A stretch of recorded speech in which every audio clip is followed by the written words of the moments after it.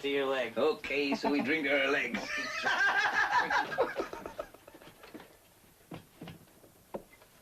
I got the creme de la creme. Right here. Hold on. Yeah, you see that? You're wearing a sweater. Right there. Mary Ellen Moffat. She broke my heart.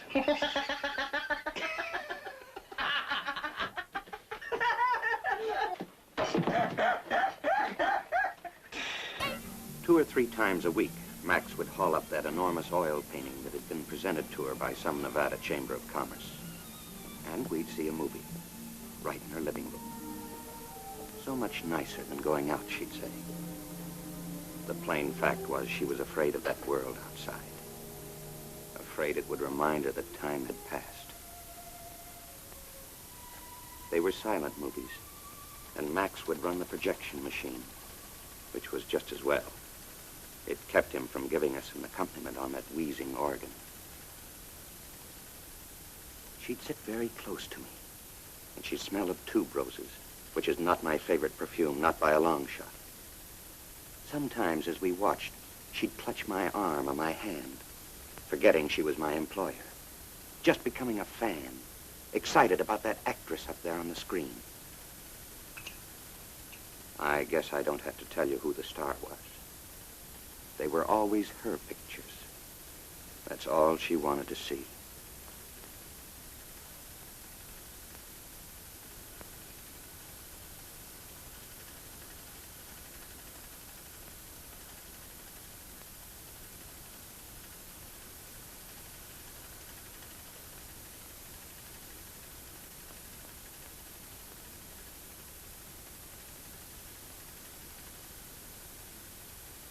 Still wonderful, isn't it? And no dialogue. We didn't need dialogue. We had faces. There just aren't any faces like that anymore. Maybe one, Garbo. Those idiot producers. Those imbeciles. Haven't they got any eyes? Have they forgotten what a star looks like? I'll show them. I'll be up there again, so help me.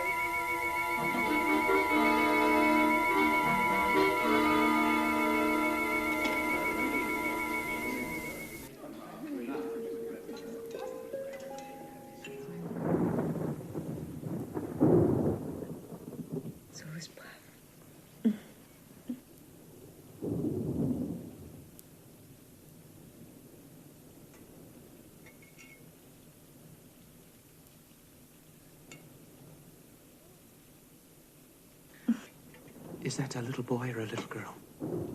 A boy. And what's his name? Peter. And how old is Peter? He is 1 year old. And where might Peter's father be? You mean where he is? Yes. He is in the war.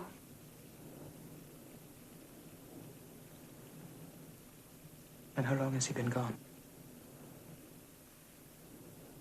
Sorry, I didn't understand.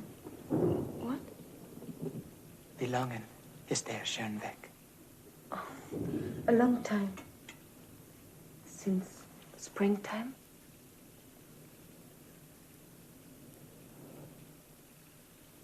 Must be hard for you to be alone. It is.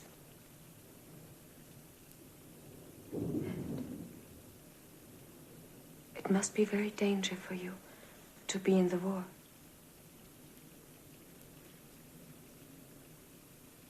I'm an officer and I must do my duty.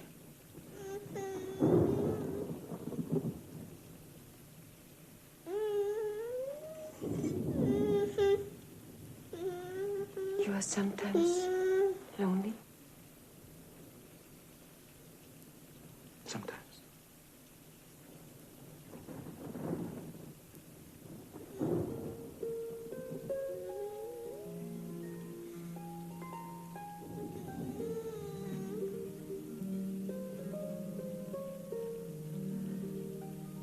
What did you say? What's your name? Lieutenant Fakenham. I mean, what is the name before Fakenham?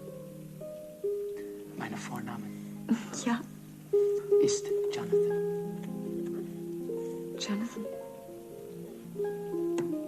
Would you like to stay with me for a few days or sometimes? That would be very nice.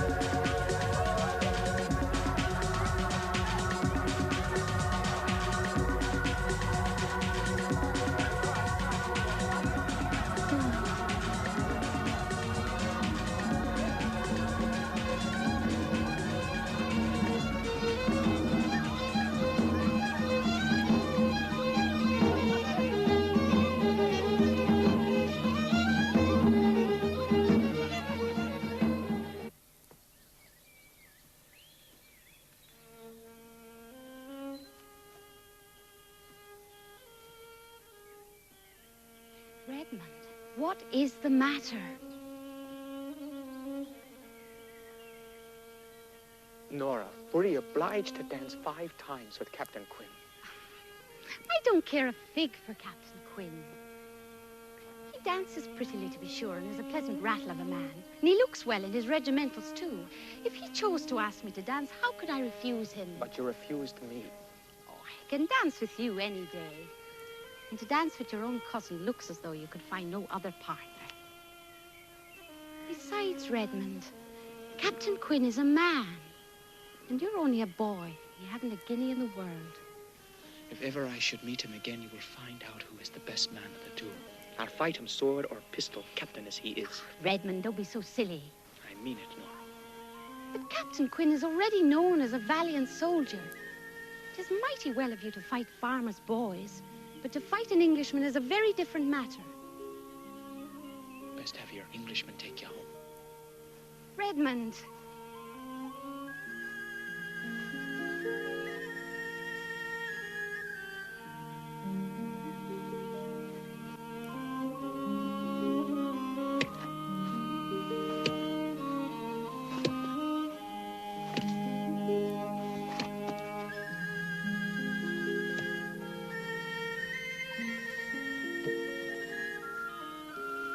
Barry had resolved never to see Nora again.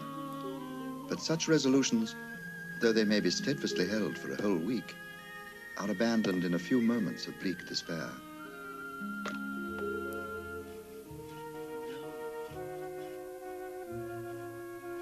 Le lit n'est pas trop mauvais. Viens t'asseoir près de moi.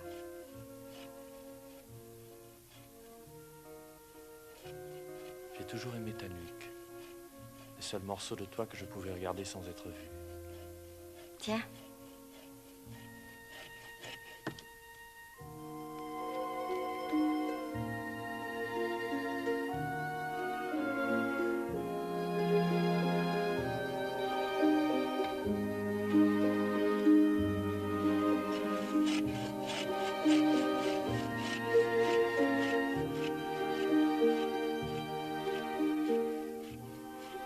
Et Jules? Il nous aime tous les deux.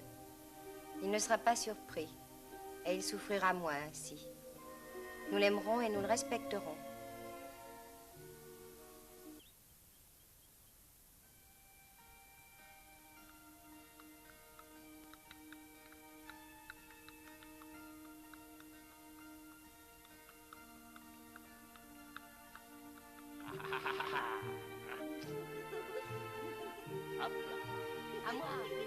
Hop là. Allez, viens.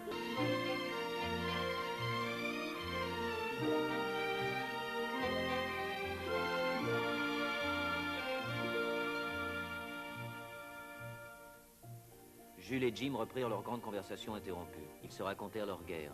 Jules évitait de parler de sa vie familiale. Catherine le traitait avec gentillesse et sévérité, mais Jim eut l'impression que tout n'allait pas très bien.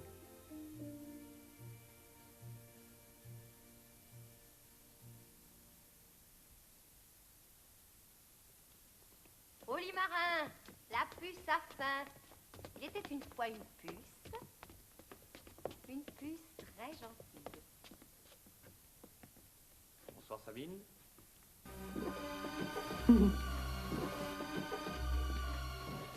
How's your new book? It's practically writing itself. Oh, I'll be leaving about midnight, in case you are gonna follow me. I'll be at Johnny Boz's club. I'll meet you there. Hi, guys.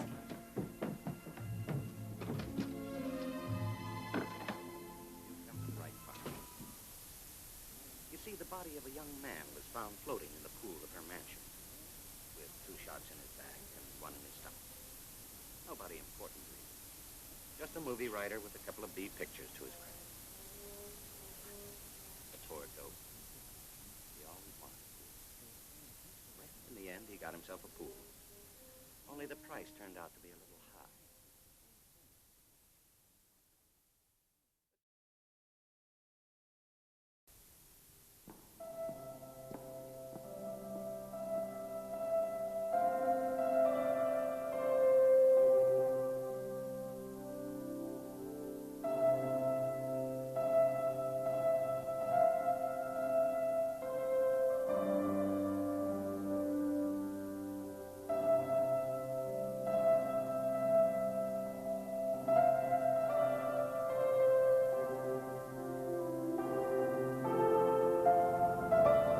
In tutti questi anni non mi è mai sembrato che sentisse la mancanza di una macchina.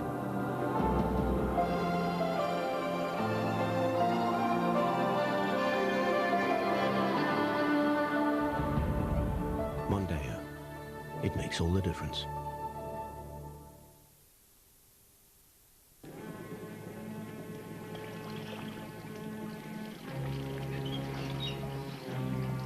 Sì. Prendi la fumettino là dentro, Pete. Non tira più,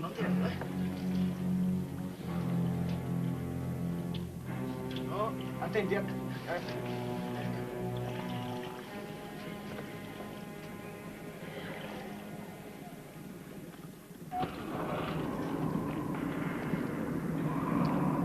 It's okay. It's okay. I have a friend. I won't hurt you. Come on. Darlings.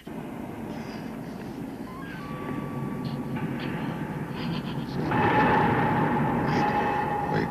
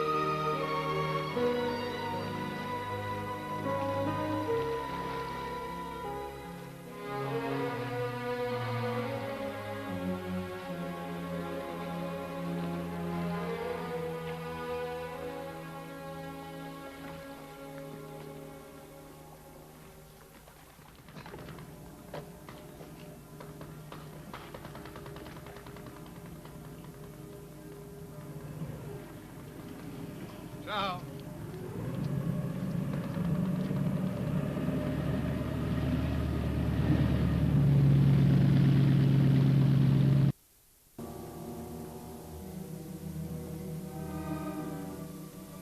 You're here, Joe. When'd you come home?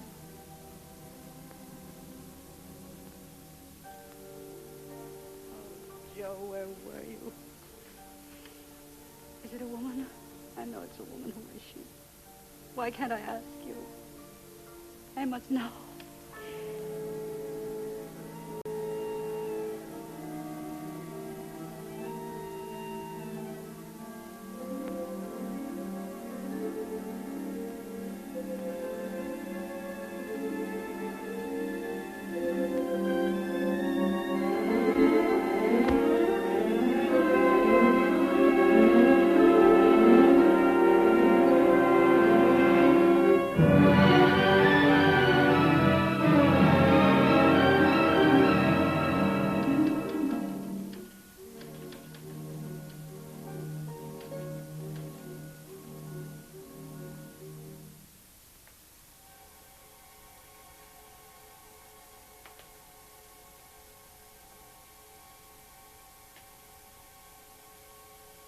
What's the matter?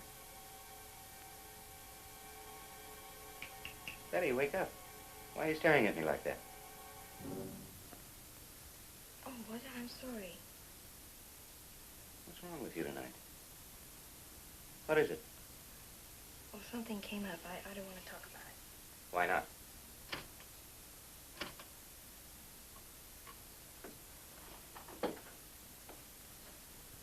I just don't.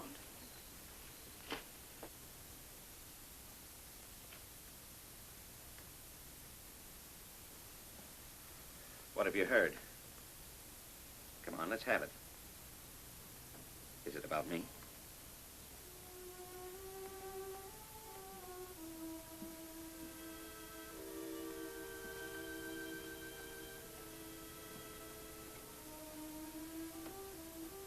Betty, there's no use running out on it. Let's face it, whatever it is. I got a telegram from Artie. From Artie? What's wrong? He wants me to come on to Arizona. He says it only costs $2 to get married there. It would kind of save us a honeymoon. Well, why don't you? We can finish the script by Thursday. Stop crying, will you? You're getting married. That's what you wanted.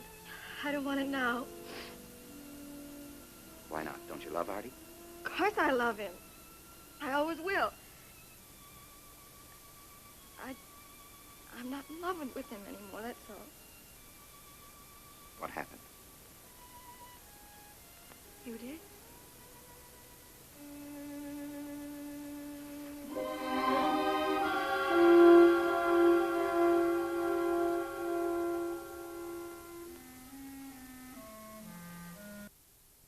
Hello, Sky. Hello, birds. Hello, ships. Isn't it a beautiful day? Hello, Mr. Frog. I bet that if I were to give you a kiss, you'd turn into a handsome sheep shearer.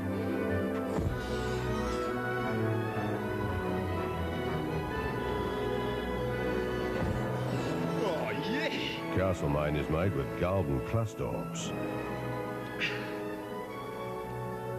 You haven't got a sister, have you? The experienced hoppers wouldn't give a Castle-made 4X for any other lager.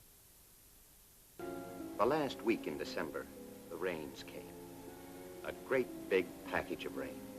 Oversized like everything else in California.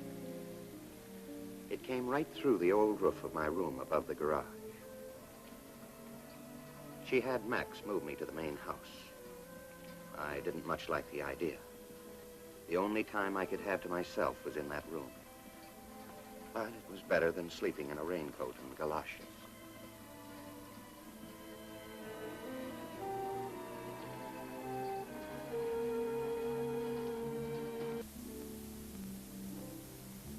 Sometimes, when we got stuck, we'd make a little tour of the drowsing lot, not talking much.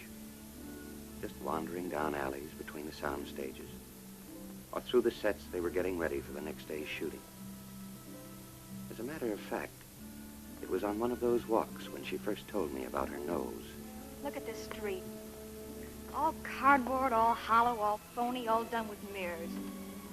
You know, I like it better than any street in the world. Maybe because I used to play here when I was a kid. What were you, child actress? No, I was born just 2 blocks from the studio, right on Lemon Grove Avenue. My father was head electrician here till he died. Mother still works in wardrobe. Second generation, huh? Third. Grandma did stunt work for Pearl White. I come from a picture family. Naturally, they expected me to become a great star. So I had 10 years of dramatic lessons, diction, dancing. Then the studio made a test.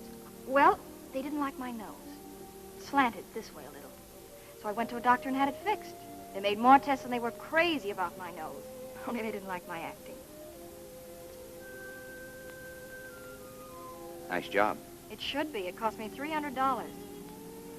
That's the saddest thing I ever heard. Oh, not at all. It taught me a little sense. I got a job in the mailroom, worked up to the stenographic. Now I'm a reader. Come clean, Betty. At night you weep for those lost close-ups, those gala openings. Not once. What's wrong with being on the other side of the cameras? It's really more fun. 3 cheers for Betty Schaefer. I will now kiss that nose of yours. If you please.